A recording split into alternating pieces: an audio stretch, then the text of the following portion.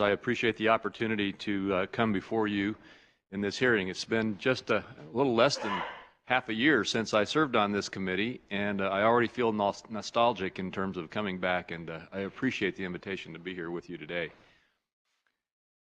I especially appreciate, Mr. Chairman, your continuing what has become a decades-long examination of the Endangered Species Act. I look forward to a strong partnership with you and the many other members who share your commitment to this issue. We've been accumulating good ideas for updating and strengthening the Act for more than a decade now since its last update. And everything we know is based on two clear lessons. First, the protection of endangered and threatened species continues to be a national priority. Second, the Act must be improved to be more effective. Those are the words of this committee in 1997, and they remain true today.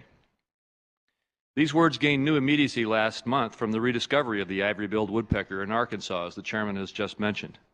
The recovery program now mobilizing for the ivory bill should inspire us to mobilize recovery for more species. Surprisingly, though we have worked hard at protecting species during the 30-plus years since we passed the Act in 1973, we have few active recovery programs compared to the many species listed as threatened or endangered. And this is no criticism of the Act. It's an opportunity for improvement. We can help more wildlife in new ways if we support more recovery programs. We can help ourselves too, because this is the key to rebuilding goodwill and trust over the species conservation issues. If we in Congress seize this opportunity to enhance recovery through partnerships, technology, and hard work, we will be catching up to the people who are already striving to recover species out in the field.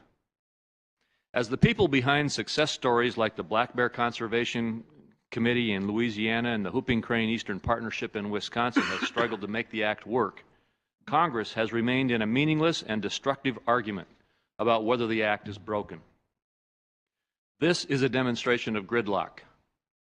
An environmental group that has been very helpful to me on this issue, the World Wildlife Fund, has observed this as well, saying the real problem is gridlock on reauthorization, which can be broken by enhancing conservation and simplifying compliance with the Act. A property rights group has touched on the same point, stating we need to reestablish trust so that we can conserve wildlife. A coalition of businesses has called for changing the debate from a clash over existing terms and programs to new tools that improve the Act. We don't need to repudiate the Act before we can agree to improve it. We must focus on the agreement on improvement in order to work ourselves free from old political positions. We must take up a bill that writes into law what people have made to work on the ground. We have a good head start on what it takes. The Endangered Species Recovery Act, which is S. 1180 from the 105th Congress, had balanced and strong co-sponsorship and solid ideas.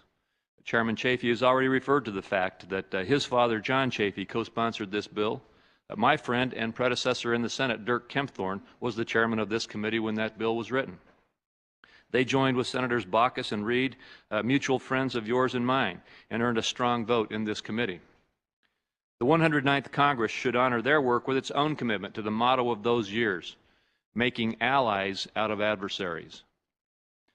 The focus now, as it was then, must be an improved and energized recovery program supported by a simple outline of ideas, namely improving habitat conservation, providing more and better incentives, enhancing the role of states where appropriate, and ensuring reliable science. This outline emerged from the more than 100 witnesses over the 3 years of testimony in the mid-90s. Continuing scrutiny and debate has sharpened those ideas since. Conferences, workshops, studies, and forthcoming papers and books have been sponsored by the Universities of California and Idaho, Stanford Law School, the Western Governors Association, the Government Accountability Office, and many others. In the debate today, there are a number of promising ideas for implementing the vision of a stronger ESA. Ensure direct recovery work for listed species by setting recovery goals and budgeting each year to make progress toward them. Create and improve incentives by codifying an effective no-surprises policy and speed the writing of habitat agreements and the use of special rules for threatened species. Find responsible ways to increase funding, and some of this should come from private sources by turning from litigation to conservation. Enhance the role of states and expand the options for states to promote landowner involvement in protection and recovery. I want to emphasize the importance of working respectfully with landowners. Because private land and the support of private landowners is so obviously necessary, we must jump at any chance to work with the landowners who show interest in joining conservation efforts. We're smarter about this today than we ever have been. We're gaining experience in protecting property rights as a part of voluntary agreements to promote species conservation. For example, in Idaho, landowners have stronger property rights today because they have advanced their own conservation ideas for wolves, grizzly bears, sage grouse, ground squirrels, and a desert plant, the slickspot peppergrass. Other states have similar accomplishments. Colorado, California, Louisiana, Texas, Wisconsin, and others have advanced recovery and property rights together with lynx, songbirds, bears, and butterflies. There are other examples as well. In summary, Mr. Chairman, we have good ideas and strong capabilities against the well-rehearsed controversy of gridlock. We can and we must surmount entrenched positions. If we update and strengthen the ESA to become less contentious and more effective, we'll have the votes to win passage of a bill. I've suggested, asked, and even provoked interest groups to unite on points of agreement and ignore the carping that destroys the debate. I hope today we'll hear evidence of unity, and I urge the committee to join me in promoting it. Thank you, Mr. Chairman.